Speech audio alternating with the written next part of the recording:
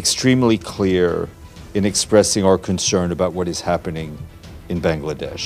শিক্ষার্থীদের কোটা সংস্কার আন্দোলনকে ব্যবহার করে পরিত্যক্ত রাজনৈতিক দল জামায়াতে ইসলামী বাংলাদেশের গণতান্ত্রিক সরকার পতনের চক্রান্তে জড়িত কিনা এ বিষয়ে মন্তব্য করেছেন জাতিসংঘ মহাসচিবের মুখপাত্র স্টিফেন দুজারিক। জাতিসংঘ মহাসচিবের মুখপাত্রের কার্যালয়ের নিয়মিত প্রেস ব্রিফিংয়ে বাংলাদেশি এক সাংবাদিক প্রশ্নটি করেন। সাংবাদিক প্রশ্ন রাখেন, সম্প্রতি বাংলাদেশের ব্যবসায়ী নেতাদের সঙ্গে মতবিনিময় করেন প্রধানমন্ত্রী শেখ হাসিনা।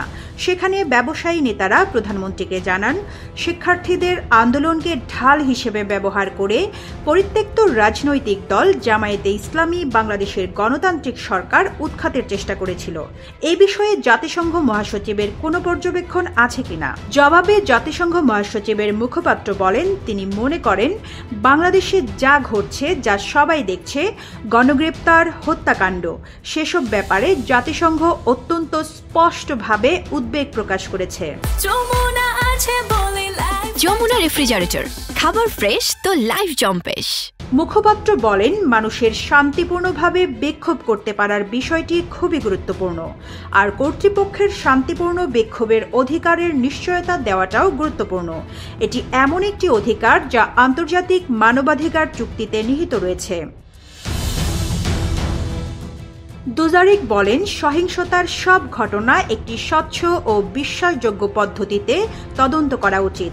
দায়ীদের জবাবদিহির আওতায় আনা দরকার, তবে সংলাপের জন্য উপযোগী পরিবেশ তৈরি করতে হবে।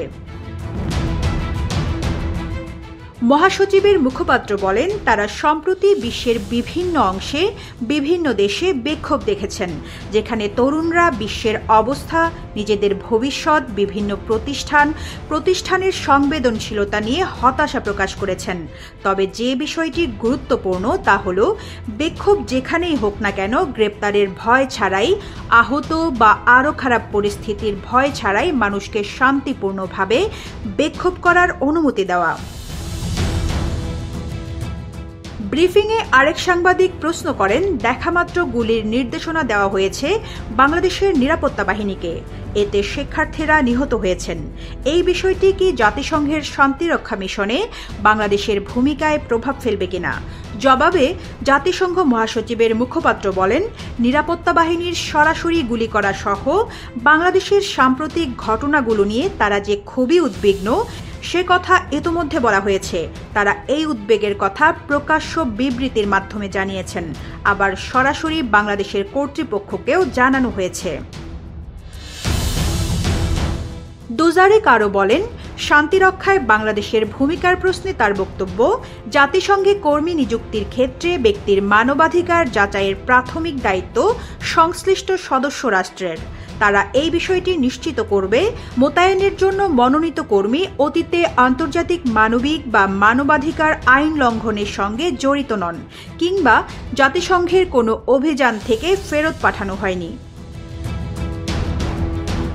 জাতিসংঘ মহাসচিবের মুখপাত্র বলেন, তারা স্পষ্টতই এ বিষয়ে দেশগুলোর কর্তৃপক্ষের সঙ্গে কাজ করছেন। তারা নিশ্চিত করতে চান, মানবাধিকার নীতির প্রয়োজনীয়তা মেনে চলতে সব ব্যবস্থা নিচ্ছে জাতিসংঘ। রিজওয়ানা রিন্তি, ইত্তেফাক।